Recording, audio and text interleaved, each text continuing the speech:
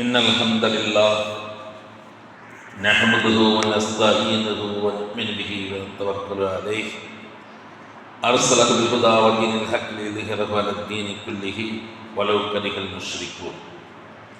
اللهم صل على محمد وعلى آل محمد كما صليت على إبراهيم وعلى آل إبراهيم إنك حميد مجيد. يا أيها الذين آمنوا اتقوا الله حق تقاته ولا تموتن إلا وأنتم مسلمون. يا أيها الذين آمنوا اتقوا الله وقولوا قولا سديدا يصلح لكم أعمالكم ويغفر لكم ذنوبكم ومن يطع الله ورسوله فقد فاز فوزا عظيما. يا أيها الناس اتقوا ربكم الذي خلقكم من نفس واحدة وخلق منها زوجها وبث منهما رجالا كثيرا ونساء فاتقوا الله الذي تساءلون به والأرحام إن الله كان عليكم رقيبا. رب اشرح لي صدري ويسر لي أمري واحلل عقدة من لساني يفقهوا قولي. سبحانك لا علم لنا إلا ما علمتنا إنك أنت العليم الحكيم. خير الكلام كلام الله وخير السنن سنن محمد المصطفى صلى الله عليه وسلم. شر الأمور محدثاتها وكل محدثة بدعة وكل بدعة ضلالة وكل ضلالة في النار. قال الله تعالى في القرآن العظيم الفرقان المجيد أعوذ بالله من الشيطان الرجيم بسم الله الرحمن الرحيم. إن الله لا يغير ما بقوم حتى يغيروا ما بأنفسهم. وقال رسول الله صلى الله عليه وسلم إنما الأعمال بالنيات وإنما لكل امرئ ما نوى. கண்ணியத்திற்கும் பெருமதிப்பிற்கும் உரிய எல்லாம் வல்ல அல்லாஹ்வின் நல்லடியார்களே, நாம் எல்லாம் அல்லாஹ் ரப்பல் ஆலமீனை தூய எண்ணத்துடன் அல்லாஹ்வை வணங்க வேண்டும் என்ற அல்லாஹ்வின் கட்டளைக்கிணங்க அல்லாஹ்வுடைய இல்லம் பள்ளிவாசலை அமர்ந்து அல்லாஹ்வின் தூய எண்ணத்துடன் பிரார்த்தித்த வண்ணம் அல்லாஹ்வை வணங்குவதற்காக காத்திருக்கின்றோம். எல்லாம் வல்ல அல்லாஹ் ரப்பல் ஆலமீன் நம்முடைய எண்ணங்களை எல்லாம் நல்லெண்ணங்களாக அல்லாஹ் ஏற்றுக்கொள்ளப்பட்ட கபூல் செய்யப்பட்ட மக்பூலான எண்ணங்களாக மக்பூலான அமலாக ஏற்றுக்கொண்டு நம்மையும் நம்முடைய குடும்பத்தார்களையும் நமக்கு வேண்டப்பட்ட உற்றார் உறவர் அனைவரையும் அல்லாஹ் ரப்பல் ஆலமீன் நாளை மறுமையில் ஜன்னாத்துல் ஃபிர்தௌஸ் என்று சொல்லக்கூடிய உயர்தரமான சொர்க்கத்தில் ஒன்றிணைப்பானாக என வேண்டி அல்லாஹ்விடம் பிரார்த்தித்த வண்ணம் எனது இந்த ஜும்மாவுடைய முதல் குத்பா பிரசங்கத்தை ஆரம்பம் செய்கின்றேன். அல்லாஹ் ரப்பல் ஆலமீன் திருமறை குர்ஆனிலே சொல்லும் போது இன்னல்லாஹ லா யுஹய்யிரு பிகௌமின், அல்லாஹ் ரப்பல் ஆலமீன் எந்த கூட்டத்தாரையும் அல்லாஹ் மாற்ற மாட்டான். ஹத்தா யுஹய்யிரு மா பிஅன்ஃபுஸிஹிம், அவர்களாகவே மாறினாலே தவிர அல்லாஹ் மாற்ற மாட்டான் என்பதாக திருமறை குர்ஆனிலே சொல்கிறார். நபிகள் நாயகம் ஸல்லல்லாஹு அலைஹி வஸல்லம் அவர்கள் சொல்லும் போதும் நம்முடைய வணக்க வழிபாடுகள் அனைத்துமே நம்முடைய எண்ணத்தை பொறுத்துதான் என்பதாக சொல்கிறார்கள். உலகில் வாழும்போது நாம் எல்லாம் இறை நம்பிக்கை என்னும் ஈமானுடன் வாழ வேண்டும். உலகை விட்டு நாம் பிரியும் போதும் அல்லாஹ் ரப்பல் ஆலமீனை ஒரே இறைவனாகவும் இறைத்தூதர் முஹம்மது ஸல்லல்லாஹு அலைஹி வஸல்லம் நம்முடைய நபியாகவும் ஏற்று நம்முடைய ஈமானுடன் நாம் இந்த உலகத்தை விட்டு பிரிய வேண்டும். 4 விஷயங்களில் ஈமானுடைய இன்பம் கிடைக்கும். ஈமான் அது உணர மட்டும்தான் முடியுமே தவிர ஈமானுடைய ருசியை சுவைக்கணும் என்றால் இன்பம் பெற வேண்டும் என்றால் ரசூலுல்லாஹி ஸல்லல்லாஹு அலைஹி வஸல்லம் சொன்னார்கள், ஷஅபான் ஷஹரி ரமலான் ஷஹருல்லாஹ், அதாவது ஷஅபான் மாதம் என்னுடைய மாதம் என்று ரசூலுல்லாஹி ஸல்லல்லாஹு அலைஹி வஸல்லம் சொன்னார்கள். ரமலானை சொல்லும் போது ஷஹருல்லாஹ், அது அல்லாஹ்வுடைய மாதம் என்று சொன்னார்கள். நமக்கு கொடுக்கப்பட்ட அந்த இபாதத்துகளில் உணர்வுபூர்வமாக நம்முடைய இபாதத்துகள் இருக்க வேண்டும். அது உயிரோட்டமாக இருக்க வேண்டும். நம்முடைய இபாதத்தை சொல்லுவது அல்லாஹ் தந்த நமக்கு விசேஷமான ஒரு ஆற்றல். இபாதத்துக்களின் ருசியை நாம் பெற வேண்டும். தக்பீர் மூலமாக, ருக்கு செய்வது மூலமாக, சுஜூது செய்வது மூலமாக, இன்ன பிற விஷய அமல்களில் எல்லாம் அந்த இபாதத்துடைய ருசியை பெற வேண்டும். இப்படி ருசியை பெறுவதற்கு ஈமானிய உணர்வு இருக்க வேண்டும். இதைத்தான் ஈமானின் இந்த கல்வி உணர்வு, ஈமானின் உணர்வு கல்வியினாலும் அது மாதிரி பொருளாதாரத்திலும் அதிகாரத்திலும் ஈமானுடைய உணர்வையும் ருசியும் நாம் பெற வேண்டும். ஈமானுடைய உறுதியில் தான் இருக்க வேண்டும்.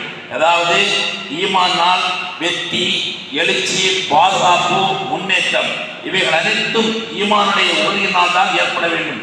ஈமான் இல்லாத பொருளாதாரம், கல்வி, அதிகாரம், ஆற்றலை ஒரு காலம் அது மாறாது, அளவில்தான் சந்திக்க வேண்டும். அப்படியானால் நம்முடைய ஈமானுடைய உணர்ச்சியும் இபாதத்துகளுடைய மூலமாக ஏற்படக்கூடிய அந்த உணர்வுகளும் நம்மை நாம் மாற்றிக்கொள்ள வேண்டும். நபிகள் நாயகம் ஸல்லல்லாஹு அலைஹி வஸல்லம் இது போன்ற எத்தனையோ விஷயங்களை உதாரணங்களை சொல்லி காட்டி தந்திருக்கிறார்கள். இஸ்லாம் இன்று நேற்று புதியதாக வந்ததல்ல. இஸ்லாம் 1318 ஆண்டுகளாக உலகில் அறிவியலில், பொருளாதாரத்தில், வரலாறுகளில், அதுபோன்று கல்வியில், கலாச்சாரத்தில், சிந்தனையில், கண்டுபிடிப்புகளில், அரசியல் மாற்றங்களில், அடையாளங்களில் எல்லாவற்றிலும் நின்று சாதித்து உருவாக்கிய சமுதாயம். இன்று நாம் mentally, physically, economically, educationally, politically, socially இது போன்ற எல்லா விஷயங்களிலும், அதாவது மன ரீதியாகவும், உடல் ரீதியாகவும், பொருளாதார ரீதியாகவும், அதுபோன்று கல்வியிலும், அதுபோன்று அரசியலிலும், சமுதாய சிந்தனையிலும் அனைத்திலும் கீழ்மட்டமாக பின்தங்கி இருக்கின்றோம். தோல்வி அடையவில்லை, வீழ்ச்சி அடையவில்லை, ஆனால் பலகீனமாக பின்தங்கியுள்ளோம். ஆன்மீகத்தில் வந்தவர்கள் எல்லாம் சமூகத்தை பற்றி யோசிப்பதில்லை. குடும்பவியலில் இபாதத், ஈமானி, குடும்பவியல், முஆமலத், கொடுக்கல் வாங்கல், பிசினஸ், நற்குணங்கள் எல்லாம் இவைகளில் இருக்கும். ஆனால் சமூகத்தில் வந்தவர்கள் பொருளாதாரத்தில் ஸ்டெபிலிட்டி ஆகவில்லை, அவர்கள் உறுதியாகவில்லை, அவர்கள் வளர்ச்சி அடையவில்லை. பொருளாதாரத்தில் பிள்ளைகளை திட்டமிட்டு நாம் படிக்க வைக்கின்றோம். அவர்கள் என்ஜினியராக வேண்டும், பொறியாளராக வேண்டும், மருத்துவராக வேண்டும், கலெக்டராக வேண்டும், உயர்தரமான பதவிகள் எல்லாம் வர வேண்டும் என்று நாம் எண்ணுகின்றவை தவிர அந்த பிள்ளைகளுக்கு மார்க்கத்தை, ஒழுக்க கல்வியை, தீனியாத்தை நாம் கொடுப்பதில்லை. குர்ஆன் பிள்ளைகளுக்கு ஓத தெரியாத சூழ்நிலையாக இருந்து கொண்டிருக்கிறது. தொழ சொன்னால் எப்படி தொழுவது, தொழுகை தெரியாது, சுஜூது தெரியாது, ருக்கு தெரியாது, மொத்தத்தில் இஸ்லாம் தெரியாது, ஈமான் தெரியாது. இப்படிப்பட்ட ஒரு வாழ்க்கையை தான் உலகில் முஸ்லிம் சமுதாயம் சந்தித்துக் கொண்டிருக்கிறது தவிர அதை பற்றி சிந்திப்பதில்லை. ஏனென்றால் குர்ஆன் என்றால் என்ன? குர்ஆன் குர்ஆனை நாம் படித்தால், குர்ஆனை நாம் தேர்ந்தெடுத்தால் இந்த குர்ஆன் அனைத்தையுமே நமக்கு கற்றுத்தரும். அந்த குர்ஆன் அல்லாஹ் ரப்பல் ஆலமீனிடத்தில் நமக்கு ஒரு தொடர்பு, கனெக்ஷனை ஏற்படுத்துகிறது. எப்படி பிரார்த்தனை, அல்லாஹ்விடத்திலே பிரார்த்திக்கும் போது அல்லாஹ்வுக்கு நமக்கு எப்படி ஒரு தொடர்பை அல்லாஹ் ஏற்படுத்தி தருகிறானோ அதை போன்று இந்த குர்ஆன் அல்லாஹ்வுடைய கலாம், அல்லாஹ்வுடைய வேதம், அதை நாம் படிக்கும் போது நம்முடைய உள்ளபூர்வமான ஒரு உணர்வு ஏற்படும் போது அல்லாஹ்வுக்கும் நமக்கும் ஒரு தொடர்பு, ஒரு கனெக்ஷன் ஏற்படுகிறது. குழந்தையின் முதல் பள்ளிக்கூடம் தாயின் மடி என்றார்கள் அல்லவா? அதுபோன்று அந்த பெற்றோர்கள் குழந்தைகளுக்கு இஸ்லாமிய தீனியத்தான கல்விகளை கற்றுக் கொடுக்க வேண்டும். அப்படிப்பட்ட ரமலான் நம்மை நோக்கி வந்து கொண்டிருக்கிறது. இன்னும் சில மணி நேரங்களே இருக்கிறது. அப்படிப்பட்ட ரமலானில் அதிகரியும் ஒவ்வொரு குடும்பத்தார்களும், குடும்பத்தில் உள்ளவர்கள் பிள்ளைகளுக்கும் அந்த ரமலானுடைய சிறப்பையும் மதிப்பையும் எடுத்து சொல்லி அதில் கடமையாக்கப்பட்ட தொழுகை, அது வந்து நோன்பு, இந்த பிற அமல்களை எல்லாம் அவர்களுக்கு சொல்லி கேட்க வேண்டும்.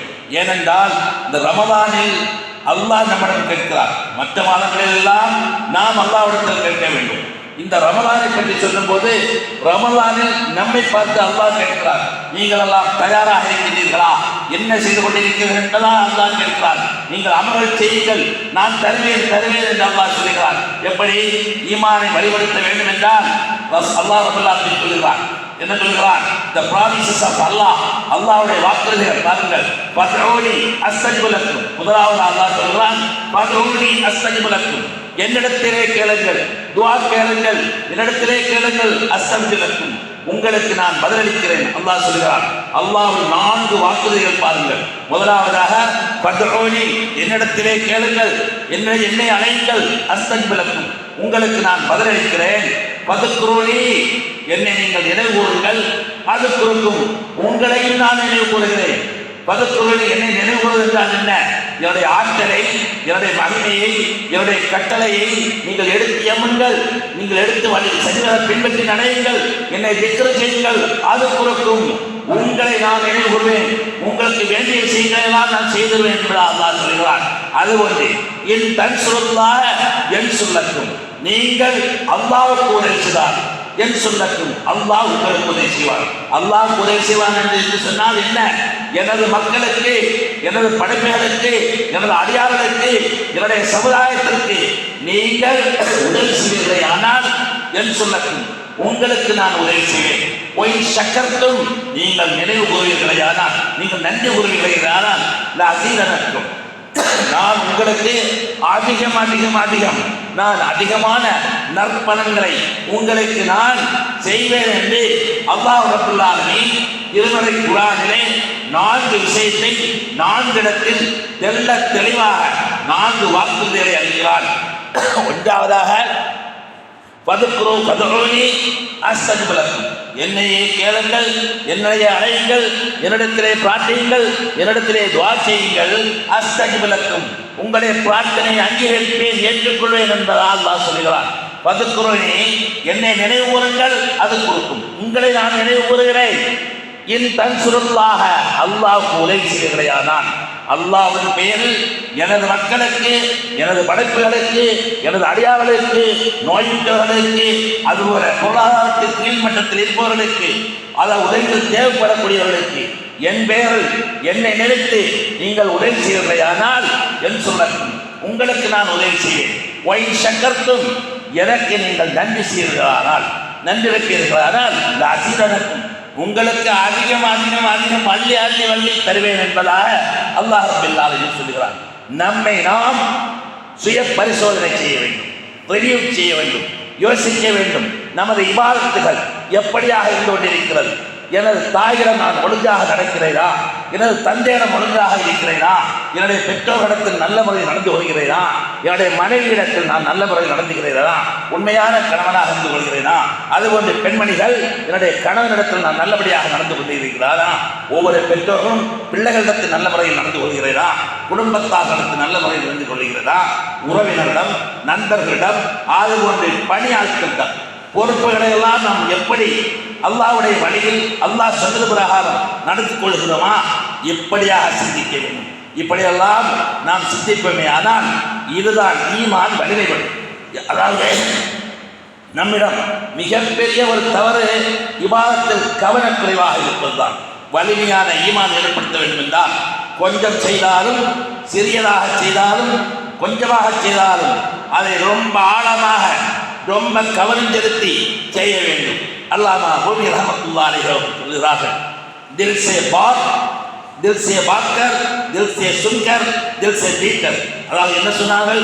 தில் சே பாத்கர், அதாவது உன்னுடைய மனதிலிருந்து பேசிக்கொள், உன்னுடைய மனதிலிருந்து பேசி, உள்ளார்ந்த எண்ணத்துடன் நல்ல முறையில் பேசி. தில் சே சுன், உன் மனதிலிருந்து நல்ல முறையில் கவனம் செலுத்தி கேள்.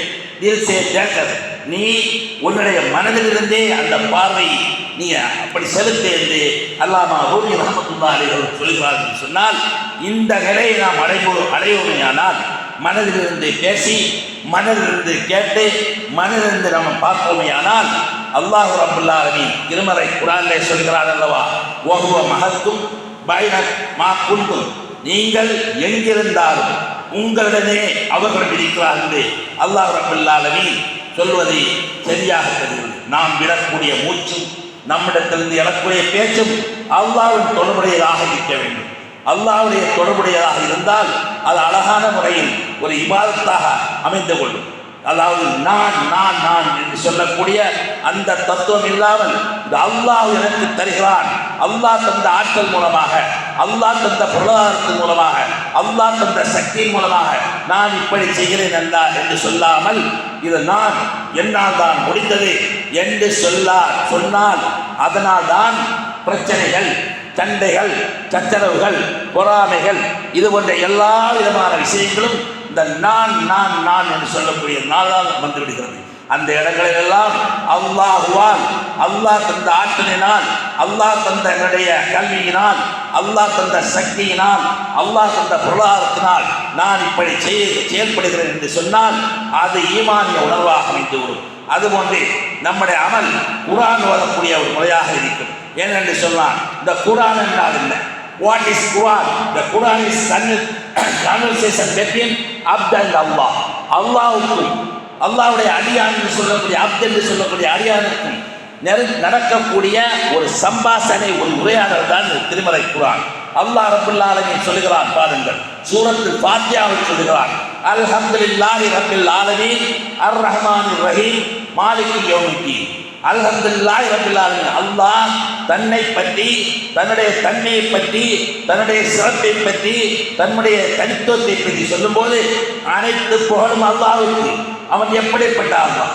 உலகத்தாரை படைத்து வருவாதிக்கிறான், அளவற்ற அருளாளன், நிகரற்ற அன்புடையோன், நாளை மறுமையில் மிகப்பெரிய நீதிமான், அரசர்களுக்கெல்லாம் அரசன் நான் தான் என்று சொல்கிறான்.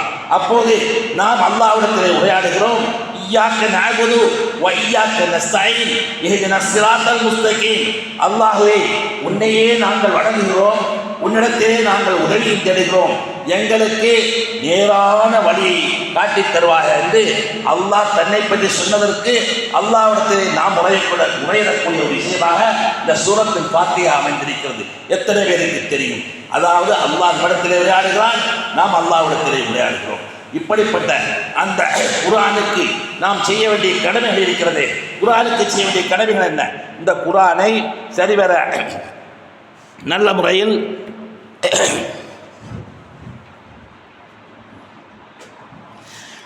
குர்ஆனை நல்ல முறையில் நாம் என்ன செய்ய வேண்டும்?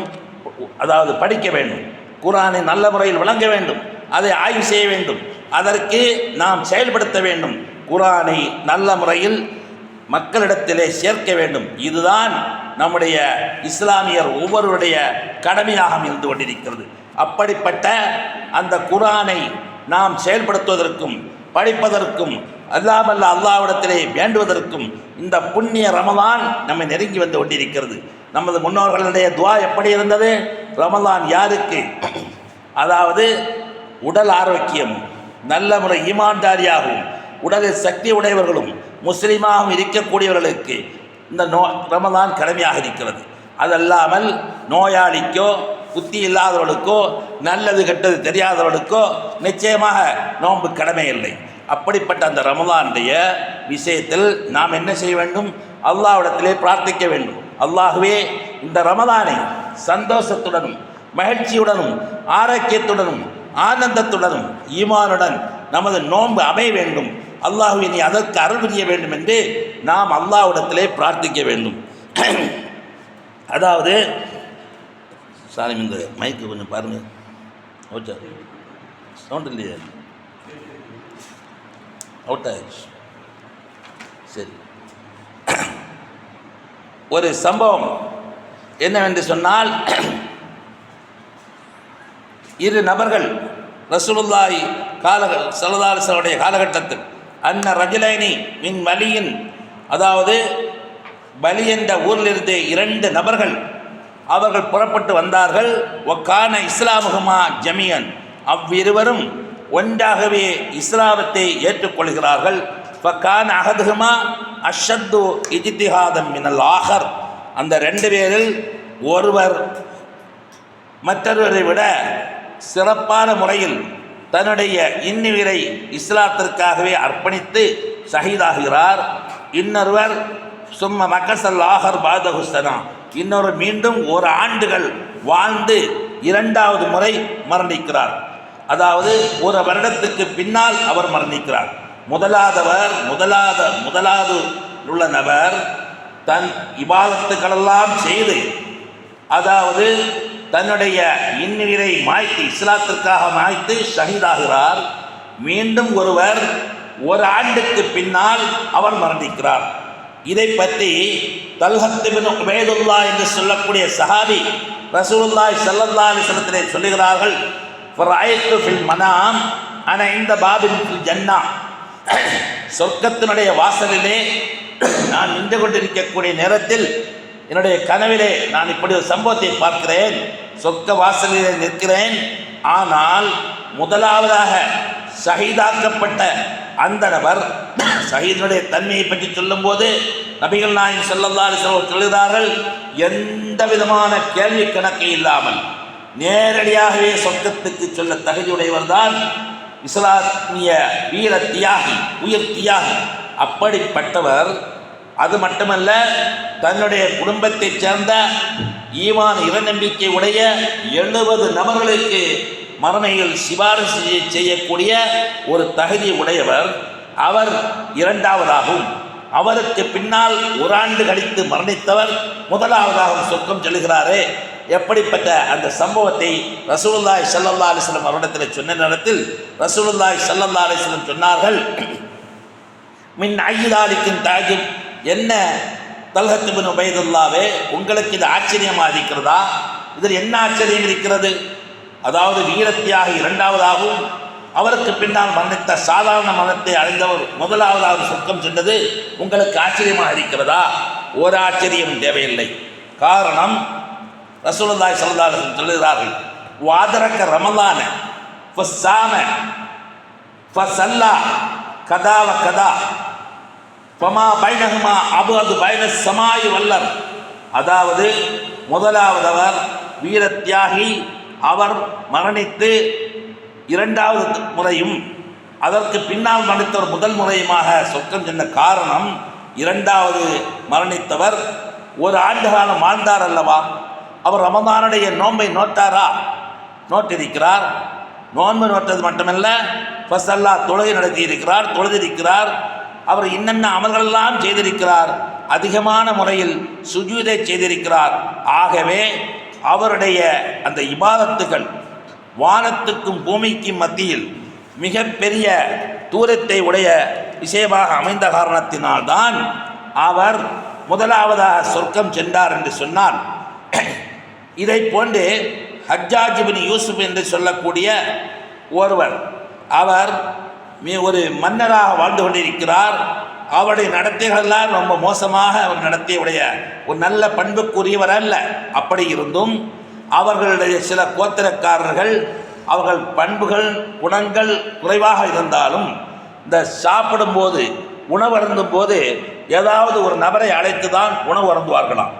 அதுபோன்று இந்த ஹஜ்ஜாஜ் இப்னு யூசுப் என்று சொல்லக்கூடிய அந்த மன்னர் புடைசூழ படைப்பட்டாளத்துடன் இன்னொரிடத்துக்கு பிரயாணம் மேற்கொண்ட நேரத்தில் இவர், அந்த மன்னர் சொல்லுகிறார், ஏதேனும் ஒரு நபர் இருந்தால் அழைத்து வாருங்கள் என்னுடன் உணவு அருந்துவதற்கு என்று சொல்லக்கூடிய நேரத்தில் அவர்கள் தேடி சென்றார்கள்.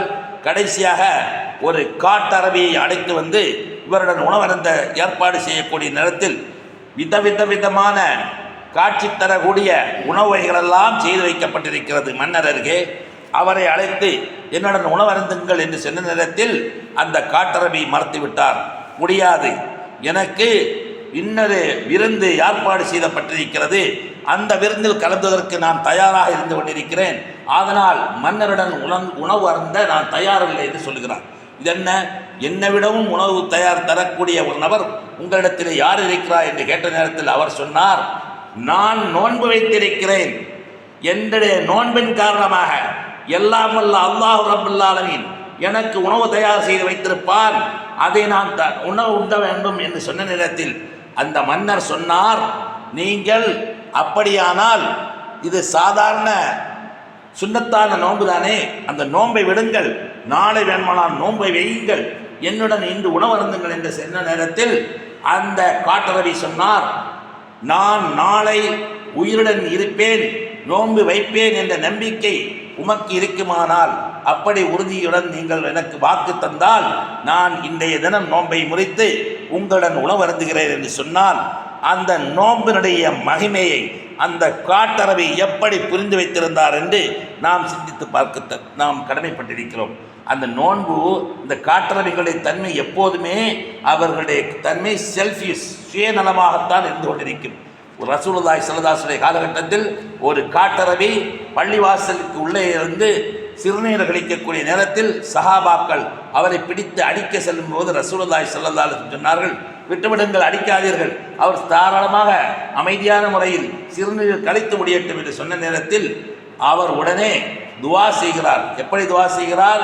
அல்லாஹுவே, எனக்கும் முகம்மதுக்கும் கிருபை காட்டுவாயாக, எனக்கும் முகம்மதுக்கும் அருள் புரிவாயா என்று சொன்னாரே தவிர இந்த கூடி நின்ற சஹாபாக்களுக்கு அவர் துவா செய்யவில்லை. காரணம், அவர்களெல்லாம் சுயநலவாதியாக இருக்கக்கூடிய அந்த தன்மையுடையவர்கள் தான் இந்த காட்டரபிகள். அதே போன்று ஒரு காட்டரபி ரசூலுல்லாஹி ஸல்லல்லாஹு அலைஹி வஸல்லம் வந்து, ரசூலுல்லாவே, அல்லாஹ்விடத்தில் எனக்கு சுலபமான முறையில் சொர்க்கம் சொல்வதற்கு ஏதேனும் ஒரு திக்கரை சொல்லிதார்கள் என்று கேட்கிறார்.